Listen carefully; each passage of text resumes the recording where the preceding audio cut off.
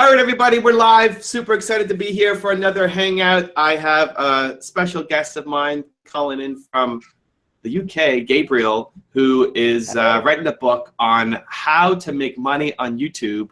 And he wanted to interview me about it for his book that's coming out next year. And I said, I love it. Let's do it. How about we do it as a YouTube hangout? So, Gabriel, welcome aboard, man. Thank you so much, Evan, for having me here. It's an absolute honor. And I just want to introduce Evan as well, because I was been following you for a bit and checked out your site. And that's actually, it's really awesome to be interviewing you, because you've been named one of the top 100 in the top 100 great leadership speakers for your next conference by Inc. magazine. You're considered one of the top 40 social media marketing talents by Forbes, and you have a channel with over 475,000 subscribers. So I really appreciate that. Thank you. So let's get started. And I'm just wondering, what were you doing before you got into YouTube? Before I got into YouTube, I was an entrepreneur. I had my own business when I was 19, built it, sold it, then became I got asked to do a bunch of speaking, and I decided, you know what, I want to help other entrepreneurs who were maybe going through the same issues that I had to go through. I really started off on my website, and I was posting content there regularly, my own thoughts, what I learned from famous entrepreneurs. And the YouTube channel started, I just wanted to share more. I love famous entrepreneur stories. That kind of saved my business. Right. Learning how Bill Gates started his software company helped me with my software company. And so I felt like I wanted to share those lessons for other people. And because I was a visual learner, I would have rather seen videos rather than written articles. So I thought, hey, let's make a YouTube channel. Right. I did not have aspirations of trying to be a YouTube star. Right. It was just another way to be able to share some content. And then when people started asking me questions, instead of writing an email response, which might take me a long time, I thought, why don't I just make this as a YouTube video for that person? And then for anybody else who might have the same problem, it would allow me to extend my reach. But yeah, at the time, I didn't really think, hey, I want to have a channel with 500,000 subscribers and keep building this thing up. Wow. Okay. So you started just because you wanted to share content. And then how long did it actually take you to go from the beginning to, almost 500,000 subscribers? A long time. A long time, man. When did I start? Somebody was looking at the stats. I forget who it was. I think it was like 8 years ago. Okay. When I started. But a lot of the growth, just like anything else, when you start taking it more seriously, you're going to start getting more impact, right? You're going to start seeing better results. And so I started taking it seriously 2 years ago. Okay. We're coming at the end of the year now. So about 2 years ago. And that's where I started making daily content instead of just once a week or whenever I felt like it. Just like anything else, any other business, when it's just like this hobby that you're doing on the side versus, okay, you know what? I'm dedicating myself to this. I'm going to make it work. So the more work I put in, the more effort, then the faster I got results. So it's it's not great to look at it to say it took me 8 years to build. It did, but really the bulk of it came in the past 2 years. Okay, that makes complete sense. So tell me some of the challenges that you faced along your YouTube journey, and do you remember any specific ones that really stood out for you? The biggest challenge at the start was not feeling super comfortable in front of the camera. Okay. It took me a while to get used to it. It took me a while to get comfortable. I used to only be able to do it when I was by myself at the start. So I would use a flip camera. I don't think flip is still around anymore, but it's like this little camera that I could put on I would put it on my cabinet and then just start filming. And then I moved to try to use a Nikon camera, but it wouldn't focus automatically. And so I'd have to have somebody on my team or my sister or my wife come in and focus, press record, and then leave the room because I couldn't do it with them in the room. I was so nervous with somebody else. I was nervous enough just talking to the camera, let alone having somebody watching me. And even though it's my sister or my staff member or my wife, like people who wouldn't judge me, I still felt nervous. And so they would have to leave the room, close the door, and then I would start recording. Okay. And so that was one of the biggest hurdles at the start, just feeling like overcoming the nerves, overcoming the feeling like, you know, I don't know what I'm going to say. This isn't going to be good. Judging your own work. So that was one of them. At the start, I was doing everything myself. So I was researching, filming, editing, being the guy on the camera, being the guy behind the scenes, posting to YouTube, titling, tagging. I did everything. And that really slowed down how much I could do, especially when I had a business to run at the same time. Right. And then as I started growing, I brought on a team. The first person I brought on was an editor, and that allowed me to go to one video a day instead of one video a week. So huge impact on what I was able to do. Now we have 3 editors on the channel. We'll do 3 to 9 videos a day, every day. Yeah, it's a lot. It's a lot of content. And just being able to scale up beyond myself. So it's not just doing it.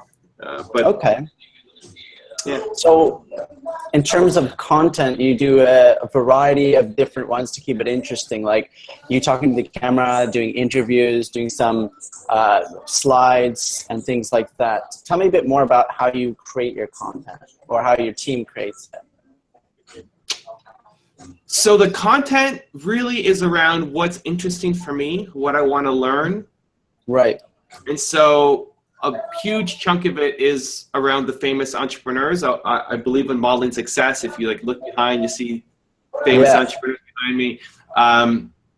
That's been a big part of it for me. And so I think about who do I want to learn about? Who does the audience want to hear about?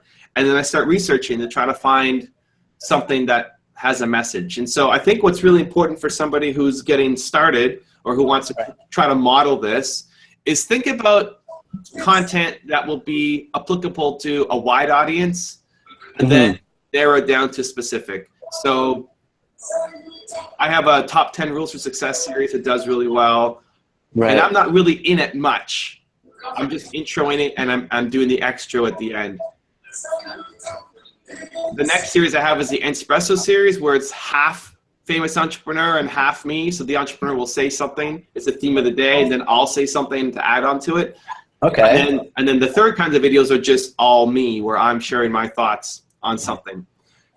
And I think having that transition in helps. So having the content that is interesting to a lot of people, in the YouTube world, they call them the hero videos. So the hero versus the hygiene, right? So hygiene is the daily stuff, and the hero is the ones you put like a ton of effort into and love to get a lot of attention. I think that really helps to slowly introduce people to me. So they may not have heard of me, but they've heard of whatever topic I'm covering or whatever famous entrepreneur that I'm talking about. And then that says, oh, who's this Evan Carmichael guy? And then they want to watch other videos that I'm putting out as well. Right. So we'll usually, almost all of the videos are a combination of requests from the audience and then something I'm interested in. And so all the top 10s are requests, all of the Believe Lives are requests, the Espressos are requests. Most of the videos are pretty much requests from people that then I like that person, or we can pull enough from them to be able to make a video on. So it'll start with our audience and what they care about. It'll then go to kind of research phase for us to think about, okay, can we say anything about this topic, or can we find enough content on that topic? Then I film it, and then my editor puts it all together, and then we post it. Wow, amazing. So it's a pretty long process, but you have a team in place. So in the beginning, when you first starting out, what were some of the different strategies that you used to get your YouTube more views, like to get ranked, maybe things like that? In the beginning, I'm sure it's quite important for that. Yeah, I think I made a video on this not that long ago. I think at the end of the day, and this happens to me, it wasn't just at the beginning, this happens like every quarter. Every quarter I kind of sit down and think, how do I get the videos to take off more? You know, like even now, almost at 500,000 subscribers. Like, why is it at 5 million subscribers? Why is it, you know, I still have bigger ambitions than where I'm at now. And you think about, well, do I promote it on Twitter more? Or do I put it in my newsletter more? Do I, you know, like, is it better SEO? And all of those things do matter. You know, like having a really good title matters. Having a good thumbnail really matters. Having a good description matters. All of those things will help you get ranked in the short term. But what YouTube really cares about is watch time. The most important ranking factor for YouTube is watch time. If people are watching your videos, then you're going to get more people coming. They're going to recommend it much more often. Right. And so to get watch time has nothing to do with your thumbnails or your title tags or your title or your tags, your description or any of that stuff. Is your stuff any good? Right, right. Like, do people want to sit there and watch your 5-minute video, your 10-minute video, your 40-second video, however long it is? Do people want to watch it? Is it good enough? And that's a sobering truth, because we'd like to think that it's easily solved by changing our titles or putting in new thumbnails or whatever. And yes, those things do matter, but much more important is just being better, having better content, having better footage, putting more love into the videos. So that was from the beginning. It's still my same problem right now. You know, if you go back and look at my thumbnails, they've gotten a lot better. You look at my editing process. Now that I use an editor, it's gotten a lot better than what I could do by myself. But it's still going to come down to you getting better at what you do, whether you're like a talking head like I am on camera, or if you're, you know, playing games or doing tutorials or whatever it is that you're doing. You have to get better at doing it. And it's taken me 4,000 videos to get to where I am now, but I still need to get better. Like, I deserve the 500,000 subscribers that I have, because I've done some good work, but I don't deserve to be at 5 million yet, because my stuff isn't good enough yet. So I need to keep working it to get better. And like, a Twitter strategy isn't going to save me. I need to make better videos. Okay, so it's really about also understanding the audience and catering to their needs, so they actually watch all the videos and watch it to the end as well, right? I mean, I think you'll bring an audience with you. I think as people like your style and they like your message and they want to learn from you, or whether you're entertaining them or educating them, or, you know, whatever you're kind of giving to them, people get used to it, and you just have to be able to. I think you bring an audience with you. Like, if you look at my community, it's maybe one of the most positive YouTube communities out there, where the comments are super positive and people are trying to encourage each other and trying to help each other out. And it's a reflection of what I spread, because I'm not spreading hate or negativity or anger or like screw that guy or tabloid news or that kind of stuff. And so I think those kinds of people are attracted to me, because I like those kinds of people too. I don't hang around with the, you know, super negative people. And so I think you'll start to attract the audience to you. If you're really being who you are, if you're really being authentic and not just trying to be a showman for your audience, you'll start to attract that kind of audience to yourself. So I think, yes, you have to listen to them, and you have to have a vision for where you want to go. Okay. So tell me a bit more about, it was quite a long journey for you, from 8 years, and then the last 2 years you really focused on it. Tell me about the lifestyle that you're able to live now because of your YouTube business, because a lot of my listeners and readers, they want to live that kind of laptop lifestyle, that freedom. Yeah, tell us a bit more about that. I think if you are, I don't live a laptop lifestyle. I think if you're really serious about doing anything, that you're not living a laptop lifestyle. I think if you look at any of the top YouTubers, any of the people making huge bank off YouTube or anything, they're not living a laptop lifestyle. You know, they're working hard. So I think that's like, I think the thing is though, you have to love what you're doing. Right. Like if you looked at my schedule, well, maybe not you, but if somebody like, they would go crazy. Like they couldn't handle what I was doing because it's too much work. But for me, it's not work. And I'm sure somebody looked at you and said, writing these books and doing these interviews, somebody might look at your schedule and say, Gabe, that's nuts. Like, how do you do that? That's too much work. But for you, like, you get to hang around with interesting people and ask questions that you're curious about and then create something that is amazing for an audience. So exactly. For you, it's not work. For me, it might be torture. But for you, it's not work, right? And so for most people, it might be torture. Most people, like, they're going to say, I could not handle that schedule. But for you, it's like I couldn't do anything else. I love this. And so I guess like the laptop lifestyle, you know, I can work from a laptop. I could be anywhere I want to be, but I'm not working 2 hours a week. And then I don't want a vacation. Like I look forward to doing videos. You know, I spend a ton of time with my community. I do 2 streams every day, plus interview streams, plus our regular videos. And then when I'm not doing the videos, I'm reviewing the videos and doing the research and all the other work and trying to think about growing the channel, new series. But I love it. It's like, I die on a beach. Right. I'll go for one afternoon and I want to leave and go do something else. And I'll be thinking about my channel or another business idea. And so I think it's good for people to find the thing that they love doing that other people might see as torture, but that they really can't wait to go back and do again. So when I'm traveling, I'm filming.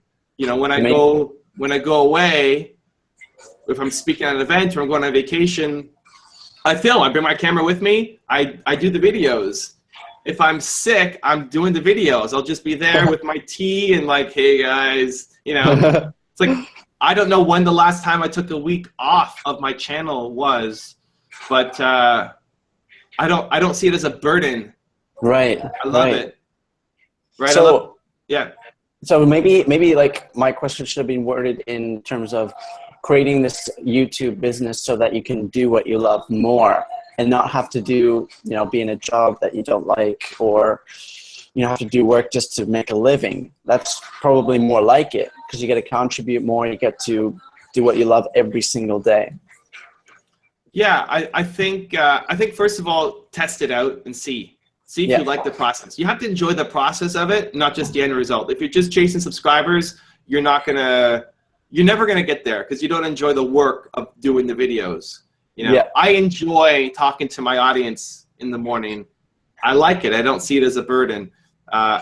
Maybe you don't do live streams. You know, maybe you just do set videos, or maybe you only do live streams. You know, I like playing League of Legends, and so in the morning I'll do a League of Legends live stream where I play the game and for an hour take questions from my audience, and I'm answering business questions while I play. It's amazing. And so it's finding what you can play in, finding what you can love doing. For me, it was not the editing. I found out pretty quickly that I did not, you know, enjoy the editing process that much, and so I need to give that over to somebody else to do. Posting to YouTube and uploading the file and adding in the tags and all that is not what I love doing. But some people get off on that. Like some people, that's their game. They love the data and the analytics and like, I don't care about that stuff. But some people, that's their thing. And so whatever your thing is, you need to try to spend as much time doing that as possible. And when you're first starting out and you don't have the capital to bring on a team yet, that's okay. Maybe you're not spending 80% of your time on the thing, but you need to make sure that you spend at least some time, because a lot of people spend 0 time on the thing that they love doing or could be the best in the world, that they're thinking about it, they're daydreaming about it, but they're not actually doing anything about it. And so if you want to have success on YouTube, it's not just because I see PewDiePie or I see whoever doing really well. That's probably the worst reason to try to be a YouTuber. It's because you like making content, you like interacting with the audience, you like being on camera, or you like making some kind of video. You have to enjoy the process. And so figuring out what it is that you love doing by trial and error and see. You might make 5 videos and you hate 80% of the process, but there's 20% that you really love, like then honing in on that and seeing. Right. And then just trying to figure out ways to do that more and more and more and more and more. Amazing. Thank you so much for sharing those amazing tips. So tell me, if you can leave my listeners with one piece of advice in terms of mindset when they're first starting this, what would it be? Like, if you could leave them one thing before we wrap up, what would that be? I would say expect to suck. Okay. Yeah, if you're at the beginning, expect to suck. Okay. And this is what's really hard for people, because you're looking at, if you want to be an expert on whatever topic, you want to teach dance on YouTube. Okay, great. You can look at other dance channels and you see how great they are, and you see, you have this level, this kind of standard for what you think to be a good video, and maybe you feel like you could do it better, like you're a better dancer than they are. You know your stuff better than they do. You get on camera and it doesn't come out.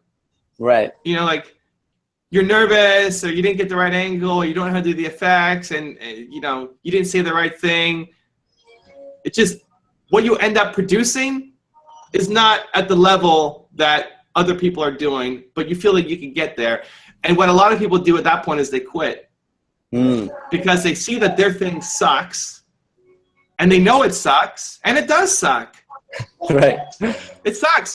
Anything sucks. Your first time on a bicycle sucked. Your first time on a snowboard sucked. Like the first time you did an interview, you were probably super nervous and you sucked. It's like, what do you expect? It's your first time doing something.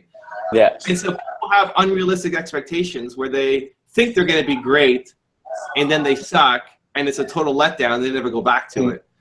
Right. So if you go in, you still have your dream of where you want to go and belief that you can get there. Like, I believe I can be here, but I expect to suck at the start. And every day I'm just trying to get better and better and better and better and better.